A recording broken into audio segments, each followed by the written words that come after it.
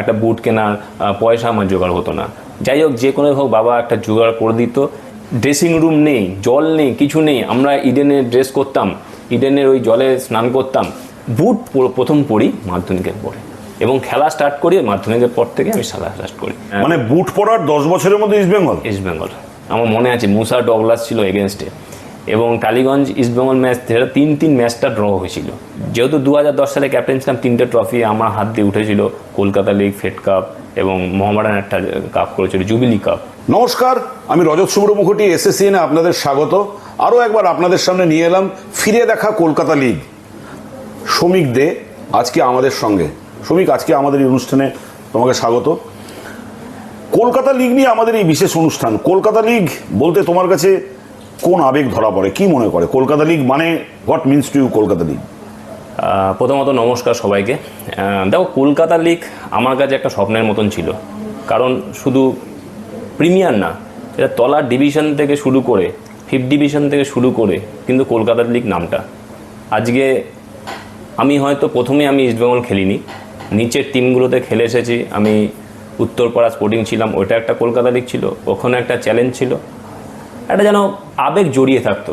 পুরোটাই যেন সব প্লেয়ার ওই একটা লিগের ওপর ডিপেন্ড করে থাকতো কখন কলকাতা লিগ শুরু হবে। আর মরশুমের প্রথম টুর্নামেন্ট, এটা প্রথম মানে টুর্নামেন্টটা যদি কেউ ঘরে তুলতে পারে এটা হচ্ছে কলকাতা লিগ। এই কলকাতা লিগটার উপর কিন্তু সবাই তাকিয়ে থাকতো যে এটা একটা প্ল্যাটফর্ম, এর থেকে আমরা প্লেয়ার বাছাই করে অন্য আই লিগে চান্স পাওয়া কিংবা একটা ভালো টিমে যাওয়া, আবার কলকাতা লিগ থেকে আবার নিচু ক্লাব থেকে ইস্টবেঙ্গল মোহনবাগানে জয়েন করা, এটা একটা বিরাট চ্যালেঞ্জ ছিল প্রত্যেকটা প্লেয়ারের কাছে। তাই এটা আমার কাছে একটা খুবই মানে ভালোবাসার একটা লিগ ছিল বলতে গেলে, যেটা নিয়ে আমরা আবেগে খেলতাম। এই কলকাতা লিগটার উপর আমরা ডিপেন্ড করতাম, এই কলকাতা লিগটার উপর আমরা জান প্রাণ দিয়ে খেলতাম, যেন আমাদের একটা প্ল্যাটফর্ম ছিল। এখান থেকে আমরা যখন আমরা ছোটো টিমে খেলতাম, আমাদের এটা পরীক্ষা মতো ছিল, যদি আমরা এখানে ভালো খেলতে পারি, যদি আমাদের কেউ কর্মকর্তারা নজরে কাটতে পারে, আমাদের কিন্তু বড় টিমে একটা জায়গা দিতে পারে। এটাই একটা লক্ষ্য ছিল, সেই জন্য আমরা কিন্তু মরণ কামড় হয়ে এই কলকাতা লিগটার উপর আমরা ঝাঁপিয়ে খেলতাম। তুমি যখন ছোট ছিলে তখন কি 80s কলকাতা লিগ বা 70s কলকাতা লিগ ফলো করতে? তাহলে তোমার কোনো আদর্শ ছিল এই ফুটবলারের মতো তৈরি হব, এই ফুটবলারের মতো নিজেকে বানাবো? না, তখন দেখো 80s লিগ আমরা অতটা মনেও নেই, আমরা দেখিও নি সেরকম কোনো। আমরা মানে আদর্শ কাকে করে বড় হয়েছে? দেখো, সবাই আমাদের দেখো সেই আগেকার দিনের প্লেয়ারদের তো আমি দেখিনি। আমি সত্যি কথা বলতে আমি কিষাণুদার খেলা দেখিনি, আমি সুধীর কর্মকার এত ভালো সাইড ব্যাক ছিলেন, তার খেলা আমরা দেখি। আমরা শুনেছি সবার কাছ থেকে, আমার বাবার কাছ থেকে শুনেছি সুধীর কর্মকার খুব ভালো লেফট ব্যাক ছিলেন, অলোক মুখার্জি ছিলেন, এরাও ছিলেন।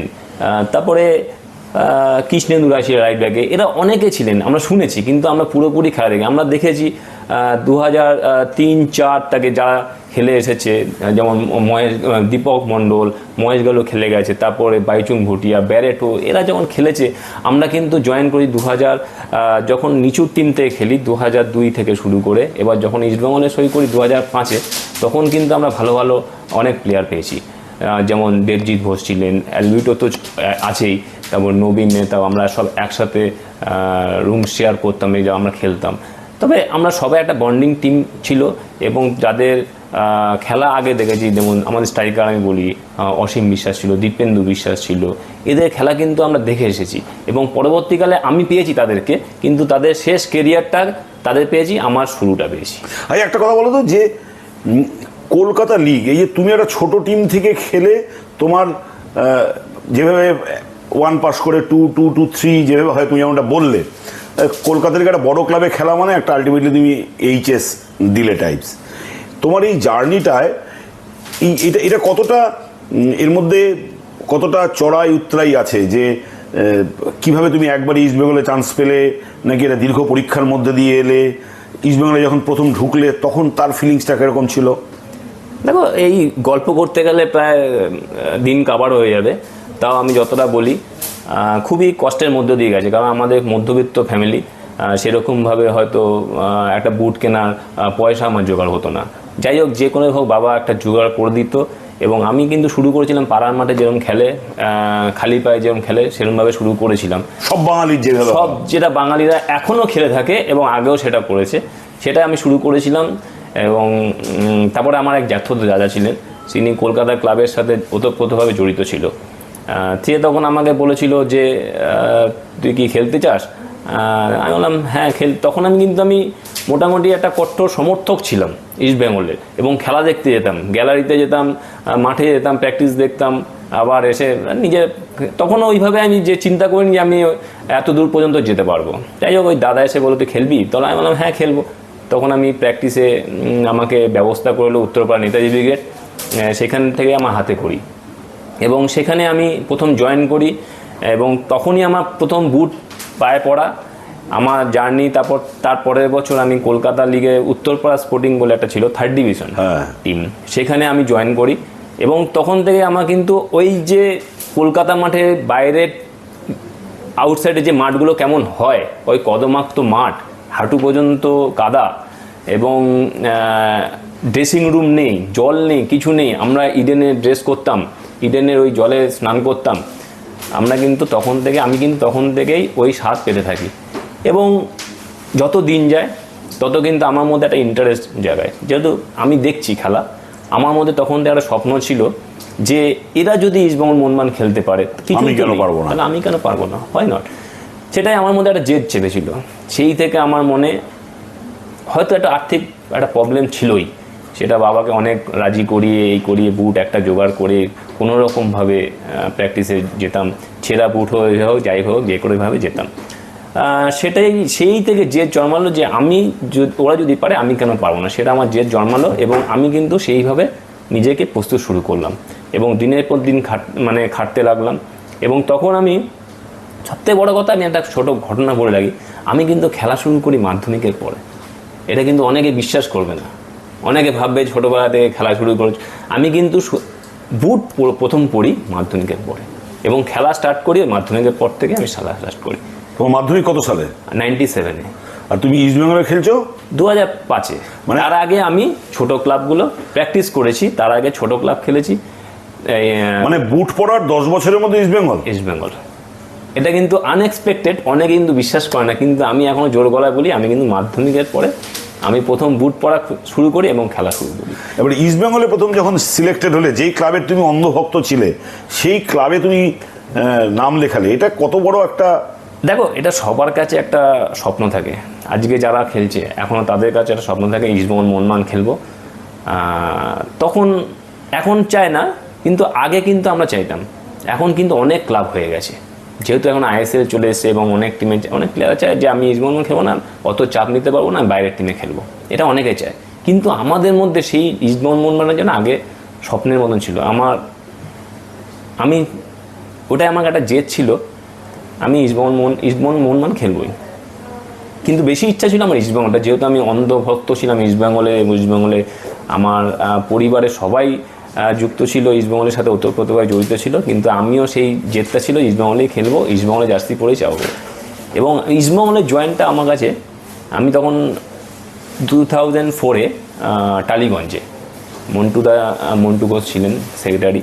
আমি টালিগঞ্জে খুব ভালো ফুটবল খেললাম, এবং ইস্টবেঙ্গল মাঠে তখন সুভাষ ভৌমিক কোচ ছিল ইস্টবেঙ্গলের।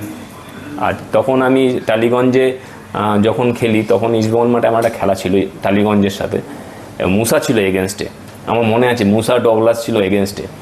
এবং টালিগঞ্জ ইস্টবেঙ্গল ম্যাচ 3-3 ম্যাচটা ড্র হয়েছিল, এবং আউটস্ট্যান্ডিং ফুটবল খেলেছিলাম আমি, এবং সবাই বলেছিল, এটা আমি নিজে বলছি না, সবাই বলেছিল।